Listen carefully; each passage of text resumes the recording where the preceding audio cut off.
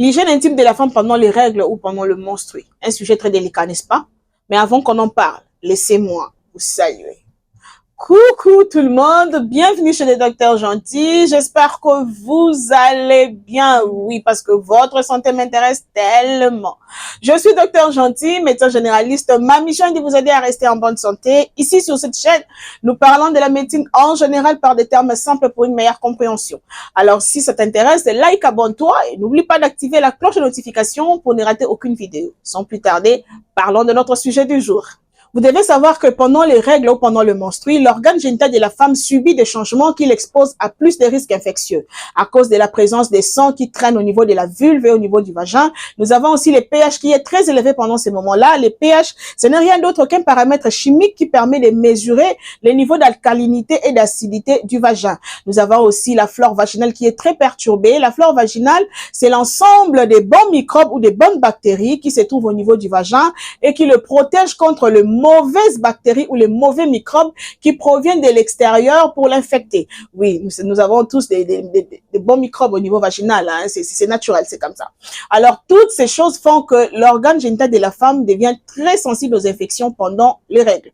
Voilà pourquoi la connaissance des bonnes pratiques indispensables à un nettoyage respectueux de la flore vaginale permet de limiter les mauvaises odeurs qui peuvent se développer naturellement et aussi prévenir les infections au niveau des organes génitaux de la femme. La première chose est le nettoyage. À quel rythme il faudra les faire? D'autres femmes pensent que pour être propre ou pour sentir bon, il faudra les faire souvent. Non. D'ailleurs, il est recommandé de nettoyer sa partie intime plus ou moins 2 fois par jour. Parce que si vous vous lavez souvent ou si vous nettoyez souvent votre partie intime, vous risquerez de perturber le pH et la flore vaginale. Qui dit perturbation du pH et de la flore vaginale égale exposition aux infections. La deuxième chose, c'est le produit de nettoyage. Avec quel produit nettoyer sa partie intime? Il est recommandé d'utiliser un produit qui a un pH acide comme les vagins, c'est-à-dire un pH aux alentours de 3,8 et 4,5, soit un pH neutre, c'est-à-dire aux alentours de 7, tel que de l'eau. Oui, vous pouvez juste utiliser de l'eau propre et claire pour nettoyer votre partie intime. Ben, notre femme n'aime pas, hein, elles disent que l'eau n'enlève pas les odeurs et tout. Alors, dans ces cas-là, vous pouvez utiliser un produit, mais en condition que ces produits aient un pH aux alentours de 3,8 et 4,5, soit un pH neutre, c'est-à-dire aux alentours de 7. Troisième chose, quel geste pratiquer pour nettoyer sa partie intime, sa partie génitale? Mesdames, le vagin n'a pas besoin de vous pour être nettoyé. Il n'a pas besoin de vos doigts. Bref, ne faites pas de douche vaginale, à moins que ça soit pour un but thérapeutique, ok? Exemple, vous avez des infections et que le médecin vous prescrive des produits pour introduire dans les vagins. Sinon, n'introduisez pas vos doigts dans les vagins. N'injectez pas de l'eau ou quoi que ce soit pour nettoyer l'intérieur du vagin. Parce que ça se nettoie tout seul. Il n'a pas besoin de vous pour être nettoyé. Vous savez, quand vous parlez, quand vous riez, quand vous sautez, quand vous dansez, quand vous dormez, tous ces faits et gestes entraînent l'élimination des sécrétions vaginales. Le vagin n'a pas besoin de vous. D'ailleurs, si vraiment vous êtes attentif, vous constaterez que le médecin, lorsqu'il vous prescrive des ovules, il vous demande de les placer la nuit pendant que vous dormez. Parce que si vous les placez la journée, pendant que vous êtes en mouvement, ces ovules risqueront de sortir du vagin. Parce que pendant que vous êtes en mouvement, tout ce qui est à l'intérieur du vagin a tendance à sortir. Ok?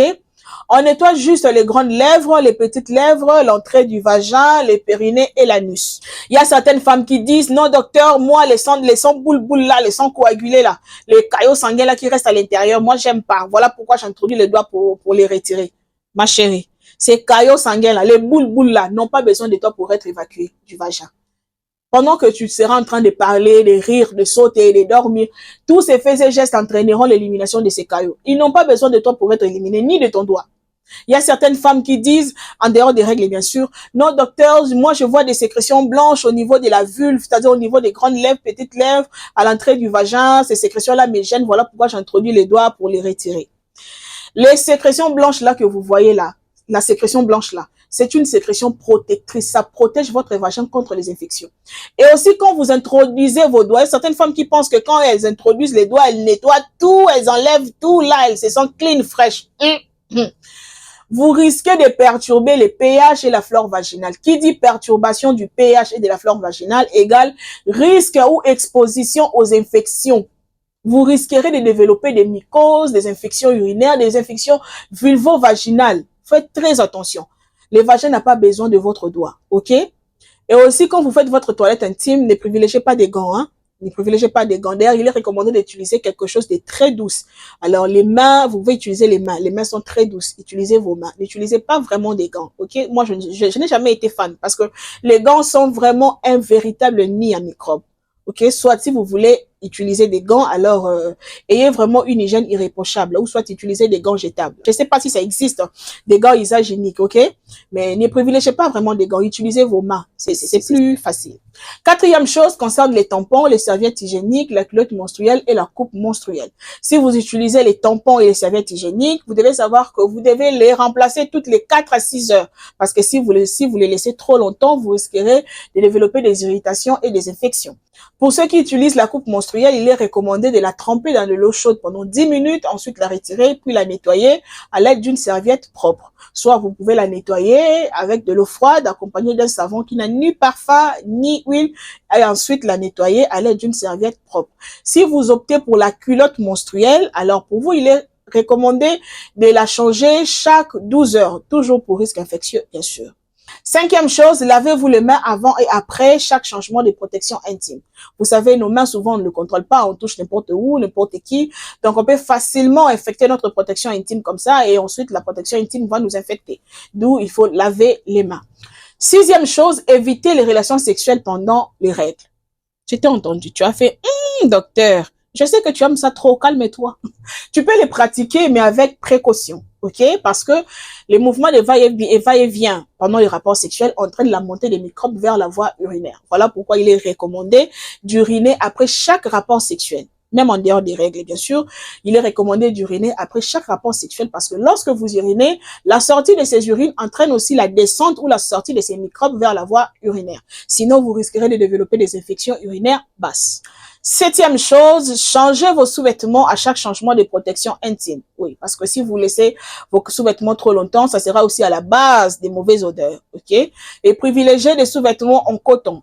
N'utilisez pas souvent des synthétiques parce que les synthétiques facilitent les irritations et la prolifération ou la multiplication des microbes. La huitième chose, c'est la prise des antibiotiques pendant les règles. Je n'ai jamais compris ce phénomène en fait.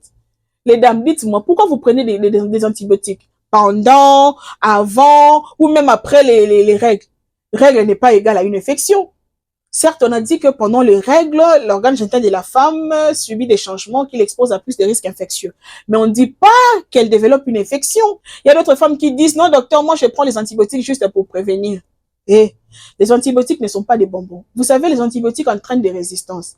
Le jour où tu en auras vraiment besoin, ça sera un problème sérieux pour toi. À moins que le médecin te prescrive des antibiotiques, ok, en parallèle. Exemple, tu as tes règles et puis tu as une infection et le médecin te prescrit des antibiotiques. Ah, là, pas de problème. Vous pouvez en prendre. Mais prendre des antibiotiques d'emblée, comme ça, ou pour prévenir une infection pendant le menstru ou pendant les règles, mes chères dames, je vous interdis ou je vous déconseille ça. C'est pas bon. Ce ne sont pas des bonbons, ok? Ne prenez pas des antibiotiques comme ça d'emblée, non. Neuvième chose concerne la prise des médicaments antidouleurs pendant les règles. Certaines femmes n'aiment pas. Elles disent non, c'est pas bon, c'est déconseillé, je ne prends pas, je vais supporter la douleur. Vous êtes forte, hein? Il y a certaines femmes qui développent vraiment des règles douloureuses. Alors, sachez qu'il y a des médicaments appropriés. C'est pas mauvais de prendre des antidouleurs pendant les règles, ok? Il y a des médicaments appropriés qu'on appelle des antispasmodiques. Ok, vous pouvez le prendre pour atténuer un peu votre douleur. Ok, c'est pas mauvais. C'est pas mauvais. Mais il faut savoir que les antidouleurs souvent créent des problèmes au niveau de l'estomac. Donc voilà pourquoi on temporise un peu. Mais si vous avez vraiment des douleurs, prenez des antispasmodiques. Ok, c'est pas mauvais. La dixième chose concerne la manière d'essuyer sa partie intime ou sa partie génitale. Comment essuyer sa partie génitale? Mesdames, vous savez, même si vous pratiquez à la loupe les 9 premières choses ou les 9 choses que nous venons d'énumérer avant et que vous négligez la dernière chose ici, la 10e, sachez que les 9 premières choses tombent dans l'eau. La 10e chose, si vous ne la pratiquez pas bien, ça risque de vous exposer aux infections. La manière d'essuyer. On nettoie sa partie intime à l'aide d'une serviette propre et sèche. On commence de l'avant vers l'arrière, c'est-à-dire du vagin vers l'anus. On ne fait pas le contraire. Si vous faites le contraire, vous risquerez de ramener les microbes qui se trouvent au niveau de l'anus vers les vagins. Et là, vous risquerez de développer des infections telles que des infections urinaires ou des mycoses. OK? Vous devez savoir que toutes ces choses que nous venons d'énumérer dans cette vidéo n'ont qu'un but. Le but est de protéger la flore vaginale et le pH. Qui dit perturbation du pH et de la flore vaginale égale exposition aux infections. Voilà pourquoi la connaissance d'une bonne pratique est très importante.